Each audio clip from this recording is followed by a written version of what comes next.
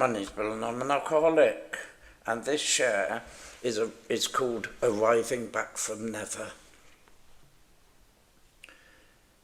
Waking up in a strange house that I often did, with people that I didn't really know, and often wondering which city I was in, believe you me, is pretty scary. Drinking had taken this young kid, me, to places that were dangerous and to mix with people I had no good reason to be with, except for the fact that they drank like me and they drank a lot. It was not the first time, nor would it be the last time, that I got myself into stupid, awkward, dangerous, uncomfortable positions and situations that I had no reason to be in.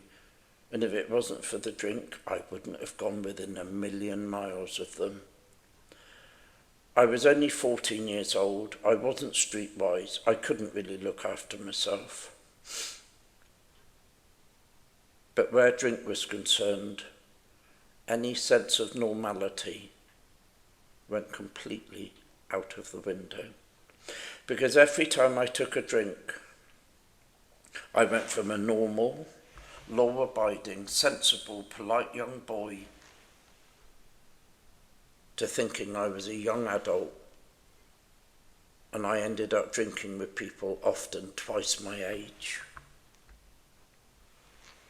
I was very easily led, and as long as alcohol was being handed out, I felt safe, I felt secure, I felt loved, I felt wanted, and I felt happy. All the things I didn't have in my home life. And every day I would swear I'm not going to do this anymore. But I had this encyclopedic knowledge of where I could go that night and get as much as I wanted to drink. I wouldn't look at the consequences. I wouldn't look at the dangers. Because the fact that I wanted drink and these people would give me drink overrode any sensible and normal decision making that I should have made, especially about my welfare and my safety. And the lines I said I'd never cross in my life, unfortunately, eventually, I always did. I ended up taking drugs I didn't want to take, but I didn't want to feel left out. I'd end up driving cars that I shouldn't have been drinking. I had no insurance, no MOT. Anybody could have got killed, but I couldn't say no. And in that euphoria of being with a load of guys and being drunk and being happy, I would do anything to get along with them because I couldn't face rejection. And I would get very drunk, and most nights I never ever made it home. And I mixed with people that frightened me when I was sober, and they could be very, very controlling. But unfortunately, do you know what? I always went back for more because I couldn't afford to drink like they did. And I gave up my freedom, my welfare, and my safety in exchange for a drink. Alcoholism for me was always a disease of, it won't happen to me. But I'd end up doing anything anyway, and most things did happen to me. I remember having some most horrendous nights possible where I honestly didn't know if I died or not. I'd end up getting out of some really dangerous, stupid, horrible situations, swearing that would definitely be the last time. only to be straight back there that very night. I would cross the line from being normal to madness as soon as alcohol hit the spot. Unfortunately, that's all it took. Because alcohol was like a magnet to madness. It was like a magnet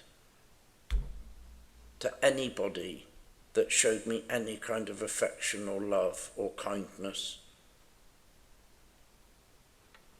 And quite oblivious to any consequences that may or may not have happened, I would go where I needed to get drunk. Some very, very seedy places. In my hometown, in the capital. I could be left without any money. But do you know what? I'm an alcoholic of our type, that I always think about the next drink and not the consequences. And that's what makes an alcoholic of our type. And how many times in my life did I say never, ever again? Well, probably hundreds, probably thousands. And saying never again only stopped when I eventually went to Alcoholics Anonymous.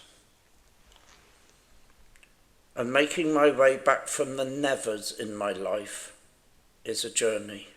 Making my way back from a place where this will never happen to me again was the journey I've taken in sobriety. It involved me stopping my people pleasing, and I had to start to grow up and stop my old way of living. I had to learn at a very late age what manageability and looking after myself and being good to myself was all about.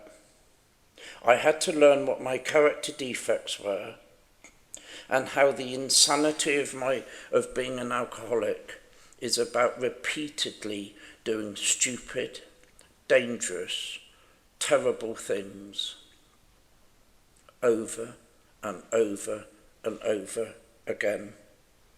Because only those things that I did would be done by an alcoholic who wanted more drink. And today I have arrived back from never.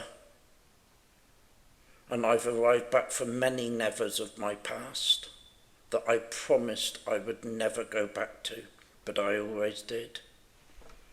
Where the 12 steps have taught me about patterns of behaviour that seem to stop the minute I stop drinking, but other patterns of behaviour don't. The 12-step recovery program have taught me what I should avoid and where I should go, and where I can now step forward gently into a world that was previously very dangerous, but in recovery, I choose those steps carefully and with purpose. I never thought, ever, I would return safely from many of the antics I got up to in my past. It was always quite a thrill, to be quite honest, some nights, to get out of the dangerous and stupid and mad situations I was with, and to get away from the people that, quite honestly, would have left me dead rather than pick me up out of the gutter. And it's a wonder I'm still alive. But I am. And arriving sober from a world of never, ever again is how my life is now. Where the only never again I need ever to focus on in my life is this: that I shall never, ever again think I can ever again drink sensibly, ever in my life, one day at a time, thanks to a 12-step recovery program and a spiritual journey that has taught me that one drink is too many and 100 will never be enough. Bill the Shirt, Bristol.